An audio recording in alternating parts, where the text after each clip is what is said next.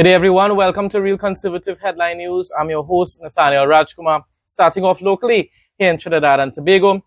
Development drilling for natural gas has officially resumed in the Central Block following the spudding of the Carapal Ridge 3 development well, the first such operation in the area since 2006. So this is really a significant development.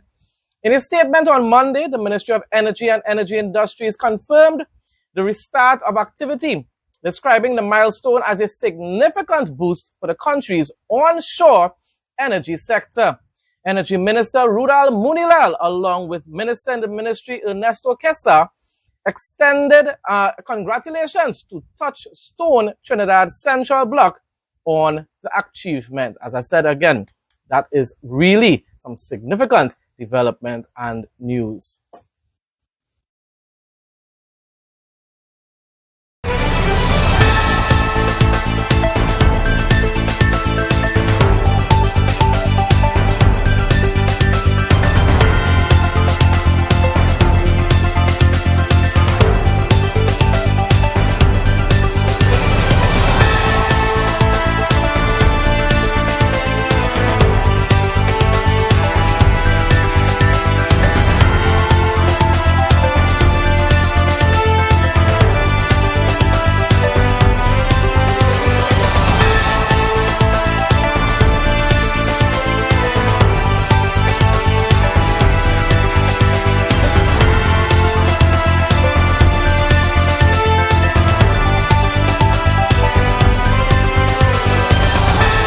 No more overheating phones.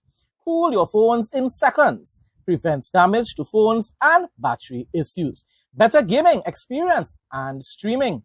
USB powered and fast charging. Lightweight and quiet. Ideal for kids and adults. Works with all smartphones. Makes a great gift. Call or WhatsApp 868-762-6589. Form 1 students of the Mason Hall Secondary School in Tobago received their laptops. Wonderful news there as well, as part of the Ministry of Education's laptop distribution program, Learning Without Limits, a laptop for every child on Monday. During the distribution ceremony, the Minister of Education, Dr. Michael Dowlath, announced that by the end of the week, all Form 1 students in Tobago will receive their laptops. Premium touchscreen wireless headsets restocked. 1.9-inch HD full-color touchscreen. ANC and ENC noise reduction for crystal clear calls. 9D panoramic sound. Long battery life and fast charging. Control music, videos, TikTok, YouTube, and much more. Camera feature, voice assistant, timer, stopwatch, and lyrics on screen. Water resistant, sleek design. Available in gold, black, blue, and purple. Gift-ready packaging with replacement earbuds included. Never lose your earbuds again with the Find Headphones feature that actually works. Don't miss out. WhatsApp 762-6589 to place your order. Limited stock available. The Ministry of Agriculture and Fisheries is currently hosting a Brazilian green dwarf coconut distribution ceremony at the Central Experiment Station, Caroni, North Bank, Centeno. Over 200 farmers from communities across Trinidad and Tobago are expected to receive seedlings as part of ongoing efforts to strengthen and revitalize the local coconut industry. I wonder if we ever had any of that type of coconut tree here in Trinidad and Tobago before. The Brazilian green dwarf coconut. Tired of losing your keys, phone, or coins in that annoying gap between your car seat and the console? We've got the perfect solution. Our universal car seat gap fillers are back in stock, ready to save your stuff and make your ride clutter-free. Available in black, brown, beige, and red, they're designed to fit any car seat and blend perfectly with your interior. Simply WhatsApp 762-6589 to place your order and enjoy delivery straight to your door in just 1 to 3 days. I reported about this a couple days ago, and it's great news. It's finally official. CPO and PSA officially signed MOA for 10% salary increase. Yesterday, the Chief Personnel Officer, Commander Dr. Daryl Dindial, met with the executive of the Public Services Association to formally sign the memorandum of agreement for a 10% increase in salaries and allowances for the periods 2014 to 2016 and 2017 to 2019. The MOA also includes the consolidation of the cost of living allowance for each triennium. The signed agreement also includes adjustments to several categories of allowances, including meal allowance, traveling, house and transfer allowances, motor vehicle loan, clothing and laundry allowances, the purchase and installation of compressed natural gas CNG kits, the acquisition of light goods vehicles for eligible offices within the civil service and statutory authorities. I'm really happy for public servants. Hopefully, we are keeping our fingers crossed that they will probably receive their back pay for Christmas. If not, most likely that will be for January.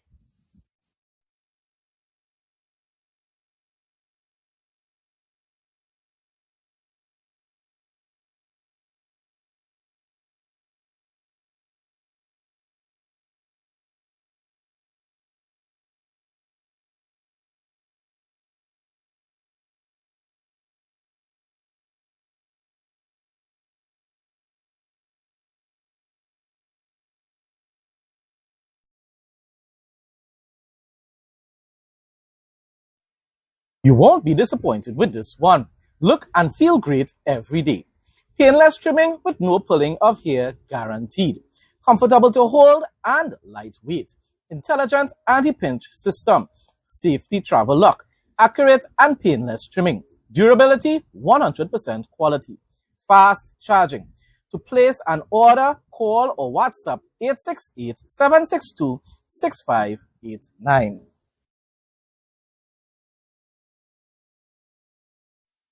Jamaica will receive up to $6.7 billion over 3 years from 5 international financial institutions to support recovery and reconstruction due to Hurricane Melissa. The package was confirmed after a request from Prime Minister Andrew Holness and will involve CAF Development Bank of Latin America and the Caribbean Development Bank, the Inter-American Development Bank Group, the International Monetary Fund, so that's the IMF, and the World Bank Group. The government has estimated damages at $8.8 billion. So they're getting a significant amount of money for assistance. Recovery planning is underway with CEF, CDB, IDB Group, IMF, and WBG working with the government of Jamaica and other partners. Let's just hope that a lot of these funds will reach the people that need it the most, especially in the rural areas and in the shortest time possible. Residents of Frome in Westmoreland are now benefiting from approximately 270 water purification buckets and other supplies, which were provided in family emergency kits distributed by international relief organization Global Medic. The assistance comes amid heightened concerns about leptospirosis across the parish following weeks of flooding and compromised water sources in the aftermath of Hurricane Melissa. And this is why it's so important, extremely important, for the government to ensure that a clean supply of water, fresh water, is distributed, especially, as I said before, in the rural areas. Of course, it's good to have these sorts of purification buckets and stuff like that as well, but provide them also with clean water, bottled water.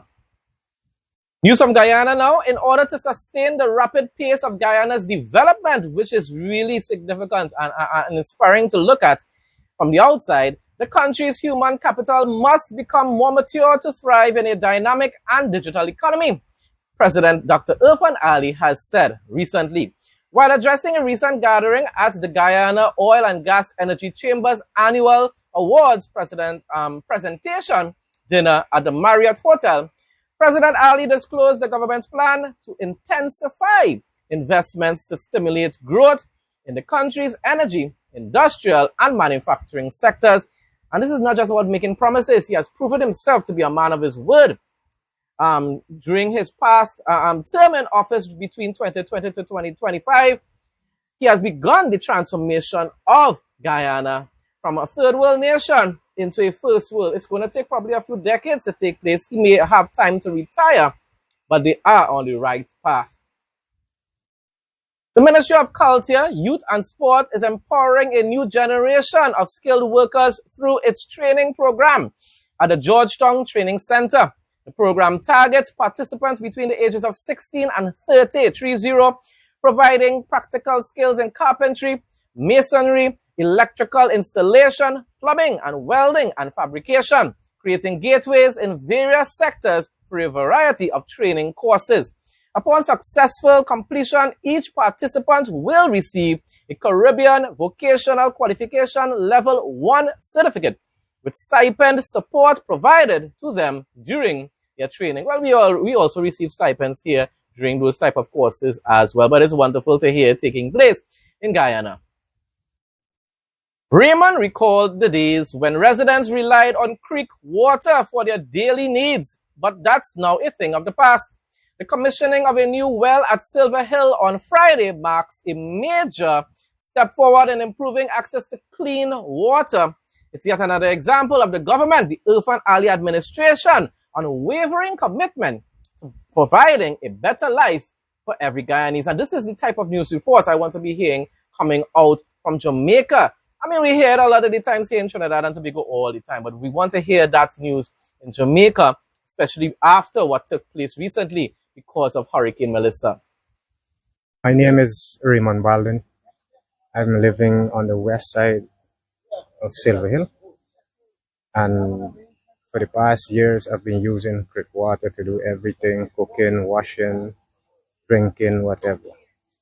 And since the starting of this project, I need help in laying the pipes and so, and it is very beneficial for me and the community of this part at large, as everybody now is getting potable clean water to use, to cook, to drink, and helps in the little kitchen garden that they have in the yard. And I think it's a good step that the government has been doing for the small communities along the highway, and we're looking forward to keep carrying this well as the years go by. Thank you. With the majority of votes counted in the St. Lucia election, Prime Minister Philip Pierre has declared victory for his St. Lucia Labour Party. By 9:50 p.m. last night, the SLU was leading in 13 of 17 seats, with independent candidates on track to win 2. Wow. I wonder if that will ever take place here in Trinidad and Tobago, or did it ever happen in the past? Tell me if you all know, have any knowledge of any past independent candidates winning any of our seats, constituencies here in Trinidad and Tobago. But congratulations to Prime Minister Philip Pierre of St. Lucia. Now for the interesting facts segment. Since 2001, a couple in the United Kingdom has followed a shared daily ritual built around a single Nintendo game of all things. Every day, they sit down together and play one race of Mario Kart, using the outcome to determine who will make, you know what? Tea.